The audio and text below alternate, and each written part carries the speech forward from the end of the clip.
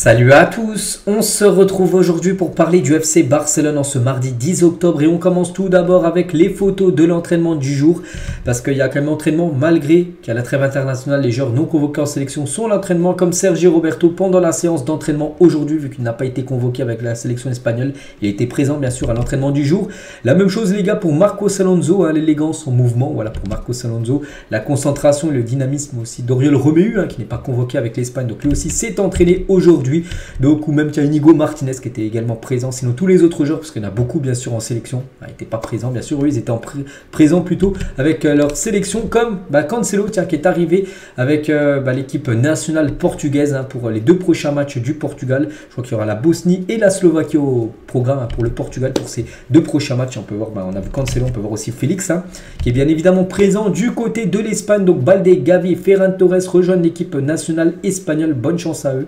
Et regardez le pull de Ferran Torres, on peut voir que c'est un requin, enfin la bouche d'un requin, enfin, la bouche on peut dire ça. Bref, donc requin parce qu'oubliez pas que c'est son surnom du côté du Barça. Et on l'appelle, enfin ses copains l'appellent le requin. Et concernant le genre aussi, parce qu'il y avait ces trois-là, plus Lamine Yamal, et Lamine Yamal, c'est un peu délicat sa situation. Pourquoi? Lamine Yamal vient d'arriver à l'aéroport de Barcelone pour prendre un vol à destination de Madrid afin de rejoindre le groupe de l'Espagne. Il boita à l'aéroport et en gros il est blessé. Lamine Yamal, communiqué officiel médical du club, on a l'impression qu'on a tous les jours le communiqué médical. Et c'est un problème parce que les examens réalisés sur le joueur du Barça, Lamine Yamal, ont confirmé qu'il souffrait d'une blessure à l'ilio-psoas de la jambe gauche. La durée de son absence dépendra de son évolution en gros, c'est surcharge musculaire. Voilà, il doit avoir du repos. Donc en gros, il devrait être absent les 10 prochains jours. Ouais, il est tendu. Donc voilà, il va bien rejoindre, parce qu'on a pu le voir là à l'aéroport, il va bien rejoindre le groupe espagnol, mais il ne va pas jouer. Il continuera ses soins tout simplement avec l'Espagne. Il ne pourra pas jouer parce qu'il est blessé. Il lui faut au moins 10 jours tout simplement. Et la RFEF souhaite que Lamine Yamal joue au moins un match pendant cette trêve internationale. Pourquoi? C'est pour ça qu'ils ont quand même convoqué l'Espagne. Je vais vous dire pourquoi. Parce que afin d'atteindre 3 matchs avec l'Espagne, actuellement il a 2 matchs. Et s'il joue 3 matchs avec l'Espagne, il ne pourra plus changer de pays, on peut dire. C'est-à-dire qu'il ne pourra plus jouer pour le Maroc pour toujours. C'est-à-dire, c'est pour ça que l'Espagne voulait absolument qu'il joue au moins un match, au moins 1 minute pour dire que parce qu'il y avait le choix entre l'Espagne et le Maroc. C'est-à-dire que pour le Maroc, c'était plus possible vu qu'il avait joué 3 matchs avec l'Espagne. C'est pour ça que la sélection espagnole voulait absolument qu'il joue. Mais bon, il est blessé, les gars. Il a une surcharge musculaire pendant 10 jours. Donc on verra ça va être quoi concernant le jeune Lamine Yamal. Et il y a un autre communiqué médical. Je veux dire, il y en a quasiment tout le temps. Tous les jours, donc les examens réalisés sur le joueur du Barça, Jules Koundé, ont confirmé qu'il souffrait d'une entorse du ligament latéral interne du genou gauche. Ça sent pas bon. La durée de son absence dépendra de son évolution. Pourtant, hier, quand on a fait le débrief du match contre c'était Grenade où il y a eu 2 partout. Xavi avait dit oui, ça a l'air pas très grave. À chaque fois que les entraîneurs disent ouais, c'est pas très grave, en gros, si c'est plutôt grave parce qu'il va être absent quand même 5 semaines. Pas grave, mais 5 semaines, si c'est grave. Voilà, tu as été blessé 1 mois. Donc on lui souhaite un bon rétablissement, Jules Koundé. 5 semaines, on pense au prochain match, c'est-à-dire dans 18 jours, les gars, il y a le Classico. Il est forfait pour le Classico, Jules Koundé. Après le forfait de Frenkie de Jong, le forfait Lewandowski, on ne sait pas, Rafinha, on ne sait pas, Pedri devrait être là. Koundé pas là, c'est vrai que chaque jour, les gars, il y a un blessé et ça commence à faire beaucoup. Donc Koundé, sur ses réseaux sociaux, il a mis touché, oui, jamais coulé, ça aurait pu être bien pire. Je pense déjà revenir le plus tôt possible, mais surtout le mieux possible.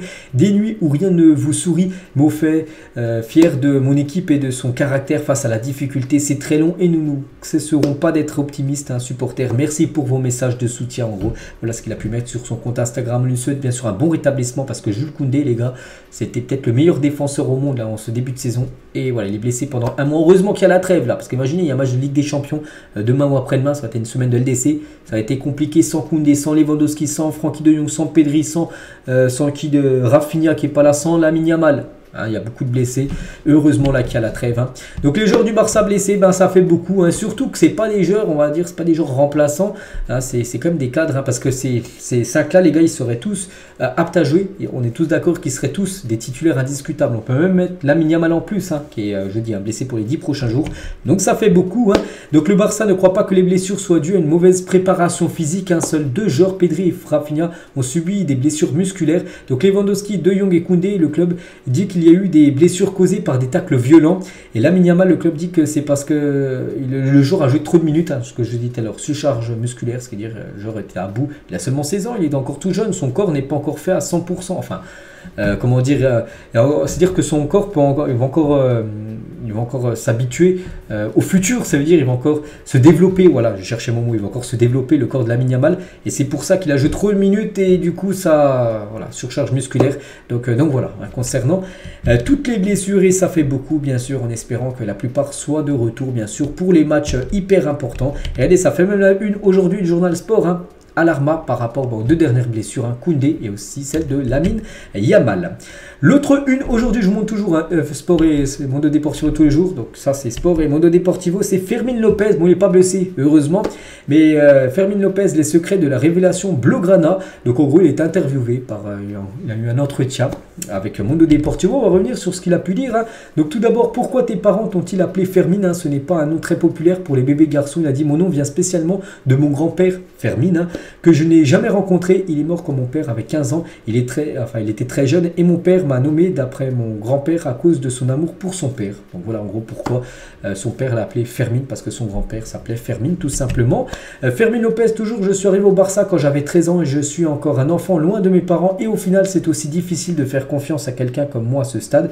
Il y avait des gens au club qui me faisaient beaucoup confiance et j'ai continué à progresser jusqu'à ce que l'occasion se présente et de basculer, ça quand tu es dans les catégories jeunes, centre de formation, et quand tu bascules, c'est-à-dire quand tu atteins le monde professionnel, et là vraiment il l'a atteint là, et on sait qu'il est bon maintenant, avec les minutes de temps de jeu bien sûr que Xavi lui donne, qui m'a aidé dans les moments de doute sur ma carrière. Je me suis à peu près aidé, c'est mon rêve, je ne voyais rien d'autre que le Barça et aussi ma famille, surtout mon père. J'ai toujours cru que ce serait mieux d'être ici malgré les circonstances, donc voilà.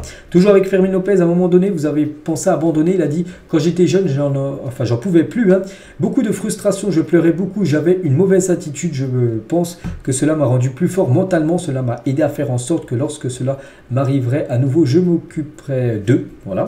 Et on peut le voir avec Luis Suarez, même Léo Messi, quand des jeunes du Master de centre de formation faisait des photos avec l'équipe première. On va voir là le jeune, bien sûr Fermín López avec son pull Adidas gris. Fermín López toujours dans le passé, j'ai passé un mauvais moment psychologiquement, mais grâce à la Masia et à mes parents, j'ai pu mieux le gérer. Et également dit mon meilleur ami à la Masia, je me suis toujours senti aimé de tout le monde, mais je dirais Gavi et Cristobal Munoz. Il y en avait un à mes côtés dans les moments les plus difficiles, voilà, concernant ces deux copains, on peut dire. Toujours avec lui, sa boisson préférée, de l'eau. Ça, c'est une très bonne boisson, surtout pour un footballeur, même pour tout le monde, les gars. La meilleure boisson, ça reste bien sûr l'eau, de très loin.